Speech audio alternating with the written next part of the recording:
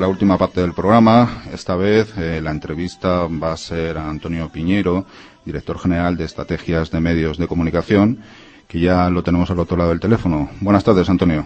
Buenas tardes, Carlos, ¿qué tal? ¿Qué tal? Encantado de tenerte aquí con nosotros. Y digo con nosotros porque me acompañan en la mesa dos buenos amigos, Alfonso Puerta y Antonio Lucas. Un saludo para ambos. Antonio, igualmente un saludo. ¿Qué tal? Muy bien. Pues nada, Antonio, yo quería empezar con una primera pregunta básica. ¿Qué diferencia existe entre una central de medios y una agencia tradicional, para entendernos? Una central de medios es una agencia de publicidad, pero que única y exclusivamente se especializa en la compra de medios publicitarios, es decir, partiendo desde el análisis, la investigación e incluso la compra al final. Es decir, lo que nosotros no hacemos como agencia de medios es crear una campaña creativamente. Lo que hacemos es crear una campaña en lo que es los medios, única y exclusivamente. Muy bien. Y esto, digamos, y perdóname el símil, en el sector asegurador se puede comparar con lo que es una correduría y un agente, ¿no? Donde al final el corredor es el que asume el riesgo económico y el riesgo de responsabilidad. Más o menos. Al final somos el último eslabón de la cadena, que es el que, tiene que garantizar los pagos a los distintos medios. Con lo cual entiendo que en este caso se juega, permíteme la expresión, por volumen. Estamos hablando siempre de contrataciones importantes, de muchos soportes. Hombre, hasta hace unos años el motivo principal de una central de medios era precisamente el volumen, puesto que a un mayor volumen, mayores ingresos y, por supuesto, mayor beneficio. Al cabo del tiempo, lo que nos hemos dado cuenta es que, nos hemos dado cuenta todas las centrales, es que no podemos vivir solamente del volumen, sino que tenemos que aportar algún valor más, que es el que nos hace que, no sea tan importante el volumen, sino la buena gestión de las campañas publicitarias. ¿Cuál es, en este caso, el punto fuerte de Estrategias de Medios de Andalucía? El conocimiento de un mercado local, autonómico, regional, bastante importante. Es decir, hemos trasladado de alguna manera la filosofía de las multinacionales a nivel nacional a una filosofía de cercanía con el anunciante de nuestra propia región. Es decir, en muchos casos ocurre, o de nuestra propia autonomía, en muchos casos ocurre que a un anunciante de una autonomía como Andalucía, pues a lo mejor el contacto se tiene desde Madrid y en muchas ocasiones no se tiene la inmediatez de resolver los problemas que tiene un anunciante de esta zona. ¿Pero vosotros trabajáis también en otras regiones de España? Efectivamente, pero digamos que nuestro mayor éxito y nuestra mayor cartera de facturación está en Andalucía. Aunque tengamos, y desde Andalucía son tanto anunciantes nacionales como internacionales. Porque también estáis dentro de algún grupo que podáis trabajar a nivel multinacional o directamente. Sí, nosotros a nivel multinacional desde primeros de este año contratamos directamente cualquier tipo de campaña. Es decir, ya no estamos con nadie. Hasta lo que sí tenemos son acuerdos internacionales. Eso sí, tenemos algún acuerdo con algunas agencias, alguna red de agencia internacional con la que en algunos casos llegamos a trabajar. Ahora, en este momento, nosotros estamos haciendo una campaña internacional, por ejemplo, de un anunciante de Andalucía como es Silestone, y estamos contratando lo mismo revistas en Brasil que en Argentina que en Inglaterra. Y las contratamos directamente. Con lo cual, lógicamente, se requiere un partner en este sentido que esté propiamente allí instalado, ¿no? En algunos casos no es necesario. Digamos que ahora la tecnología, como todos decimos, avanza muy rápidamente. Y para eso tenemos los correos electrónicos para ponernos en contacto sin tener necesidad de estar presentes allí. Otro de los puntos fuertes de Estrategia de Medios es quizá la planificación. Háblanos un poquito cómo funciona este departamento, que debe ser bastante complejo. Bueno, es un departamento formado por varias personas, la mayoría de ellas son licenciados en publicidad, incluso en algunos casos hay hasta algún licenciado en económicas, donde nosotros lo primero que hacemos en un momento es tener una reunión con el anunciante o nuestro cliente, donde ellos nos marcan un poco la pauta de qué quieren conseguir con su campaña o qué es lo que quieren hacer para anunciarse, y entonces a partir de ese momento nosotros investigamos un poco quién es su público objetivo, analizamos pues quiénes investigamos digamos de alguna manera su público objetivo, hacemos una planificación con los medios más digamos más oportunos y más idóneos, y una vez que ya el anunciante aprueba esta planificación que va acompañada por diferentes estudios, tanto en un momento determinado de audiencia, notoriedad, contactos y demás, lo que pasamos es al departamento de compra. Y el departamento de compra pues ya es el que se encarga de realizar la última compra directamente con cada uno de los medios. Antonio, yo te voy a invitar a que podamos hablar en otro momento próximamente, porque necesito charlar más tranquilamente contigo y con los compañeros que hoy nos acompañan, pero hoy tenemos que dar por finalizado el programa, se nos echa como siempre el tiempo encima y solamente quería agradecer tu presencia aquí con nosotros. Con mucho gusto, cuando vosotros queráis, yo estoy dispuesto a que podamos hablar un poquito más sobre este tema, que es bastante interesante. Muy bien, un abrazo. Vale, hasta luego. Y ya en la última fase del programa de hoy estamos en contacto con Antonio Piñeiro, director general de Estrategia de Medios, y que hace unas semanas estuvo con nosotros. Buenas tardes, Antonio. Buenas tardes, Carlos. Bueno, encantado de volverte a tener aquí una tarde más con nosotros, y nos acompaña, como en aquella ocasión, Alfonso Puerta y Antonio Lucas de la agencia 2 Publicidad. Buenas tardes a los dos también. Hola, buenas tardes. Hola, buenas tardes. Buenas tardes a todos. Bueno, yo recuerdo que en aquel día nos quedamos con unas cuantas preguntas en el tintero, y por entonces una de ellas es ¿cómo se funciona ante un concurso público? ¿Cómo funciona una central de medios ante un concurso público? Hombre, es un poco, digamos que quizás a lo mejor es bastante mecánico, precisamente un concurso público, depende muchísimo de cuál es el pliego de condiciones. En algunos casos tiene muy cerrado lo que son la compra de medios, lo cual lo único que te limitas es hacer un presupuesto normal y corriente, y en otros casos lo que te dan es un pliego bastante amplio, donde tú lo que tienes que analizar es, basado en el público al que va dirigido, qué medios son los más idóneos. Entonces lo que sacas es un perfil del público, cuál es su consumo en cuanto a medios y que cómo le podemos impactar más fácilmente, y a partir de ese momento, mediante pues los análisis tanto de EGM, Kantar Media, Infoades y demás, lo que haces en un momento determinado es planificar o recomendar esos medios que ven más idóneos. En el caso de los concursos públicos a instituciones, imaginemos por ejemplo museos, instituciones que ya suelen tener campañas habituales de publicidad, ahí como ya tienen, imagino, estudiado los perfiles, audiencias, etcétera, ¿cómo se renuevan esos concursos? ¿Simplemente por precio, por coste?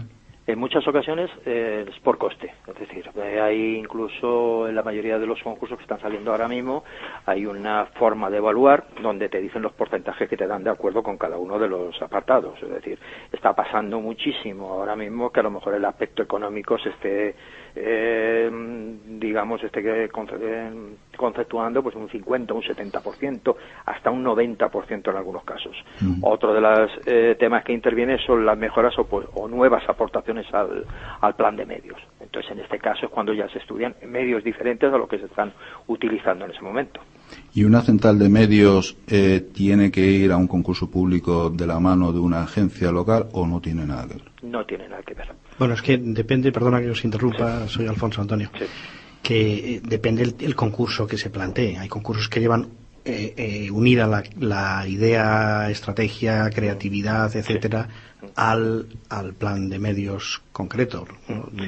En esa sí que lógicamente sí, tenemos que en el momento que haya creatividad, claro, tiene que existir una agencia de publicidad convencional, sí. Vamos. Si es solamente medios, lo que está pasando ahora es que precisamente se dirigen los concursos, se separa la creatividad de los medios para que lo que accedan sean centrales de medios con un porcentaje, digamos, de comisión bastante más bajo. ¿Y cuál es actualmente la relación de las centrales de medios con los medios? En teoría, bastante buena. En teoría. ¿El detalle? El detalle...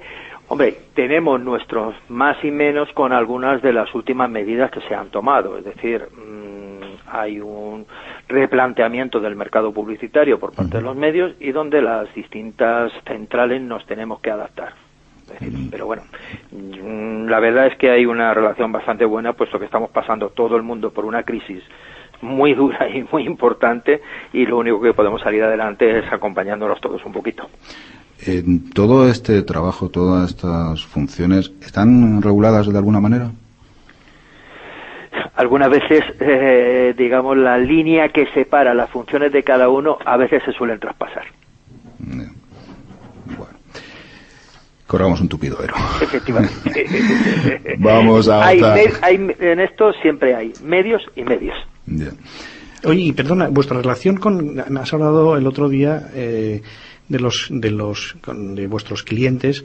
¿Qué porcentaje son agencias de publicidad y qué porcentaje son clientes directamente, clientes finales vuestros? Hasta hace 2-3 años, casi el 80% de nuestra facturación eran agencias. Es decir, que había nada más que un 20% de anunciantes directos. En estos momentos quizás estemos en un 40 y tantos %. Es que ese es un dato, me parece a mí muy interesante. Pero digamos que con la filosofía de estrategias de trabajar con agencias y anunciantes, no hay tantas centrales de medios en este país. Es decir, la mayoría de las centrales, digamos las más importantes, por decir de alguna manera, pertenecen a alguna red internacional que a su vez tiene agencias de publicidad. Entonces, lo que suelen hacer es que esas centrales única y exclusivamente trabajan para anunciantes directos. Sí, lo que pasa es que... No, eso es interesante porque hasta hace relativamente poco las agencias vivían también en gran parte del medio de los descuentos, etcétera. Y ahora nos obliga la situación actual, lo cual es bueno también para las agencias y para el anunciante, a que las agencias se estrujen más para hacer creatividades realmente eficaces y contar con todos los medios, que también es otra pregunta interesante que me gustaría hacerte. ¿Cómo planificáis vosotros todos los nuevos medios a través de Internet, redes sociales, portales, etcétera, ¿no? Motores de búsqueda, todo eso? Bueno, normalmente lo que nosotros hemos tenido que ir creando poco a poco son personas especializadas también en todo el mundo de las tecnologías. Es decir, porque lo que nadie podemos abandonar es el tema de las redes sociales. Las redes sociales es un elemento que ha aparecido dentro del mundo de la publicidad con muchísima importancia. Entonces lo que hay es personal que formamos continuamente a nivel de este tema de nuevas tecnologías y donde se tiene que especializar en ello. En otros casos llegamos a acuerdos con empresas especializadas completamente en la compra de Internet. Eso es interesante. Vamos, como ejemplo concreto, nosotros hace unos meses vino un cliente que nos dijo que quería hacer una campaña, lógicamente. Mira, era una residencia de la tercera edad bastante grande, de cierto nivel, para alojar residentes de lujo de toda España, y nos dio un presupuesto de publicidad y nosotros le dijimos, mira, si nos dejas, nosotros te hacemos una buena creatividad original y vamos a probar solamente en medios online. Con AdWords y algunas gestiones de marketing viral, etcétera. Bueno, pues a los 3 meses y medio, 4, tenía el 80% de la residencia de la tercera edad llena ya de gente, ¿no? O sea que por un precio, vamos, muchísimo más barato de lo que te cuesta un anuncio un día de página color en un periódico, ¿no? O sea, que eso sí es real, porque nosotros no hace mucho para un organismo público de Andalucía en Facebook le creamos un concurso que hicimos, y la verdad que tuvimos una respuesta magnífica, y era simplemente qué es lo que se haría para preservar el medio ambiente, y la verdad es que fue impresionante la repercusión que tuvo. Y ya que hemos sacado el tema de los medios, de las redes sociales como medio de contratación creciendo hoy en día, yo te quería preguntar cómo ves el panorama de la televisión y de la radio. Vamos a ver, la televisión, lo que pasa es que quizás nosotros estábamos acostumbrados a un mundo de televisión que planificábamos las 3 televisiones generalistas que había y alcanzábamos un 80 o un 90% de cobertura y punto. Es decir, dentro de la dificultad de la planificación había una cierta facilidad. ¿Qué es lo que pasa ahora? Tenemos muchísimas cadenas de televisión donde, se están especializando en un tipo de público objetivo, que nos obliga a buscar cada vez un programa mucho más idóneo al público que nosotros tenemos. Yo creo que las redes sociales, lo que es toda la nueva tecnología, Internet y demás, efectivamente crecerá muchísimo más, porque es de forma bastante importante, porque es un campo muy abierto. Es decir, tenemos la prueba que ha sido de los pocos medios que han crecido en este año. Creo que hasta el mes de septiembre Internet había crecido cerca de un 9%, y digamos que comparado, por ejemplo, con la televisión, que había bajado en cerca de un 8% la inversión. Es decir, que Internet de alguna manera se está comiendo una parte de la televisión. Yo creo que la radio, en cambio, es uno de los medios que se está manteniendo con bastante más fácilmente. Su bajada en este año no supera el 2% al mes de septiembre.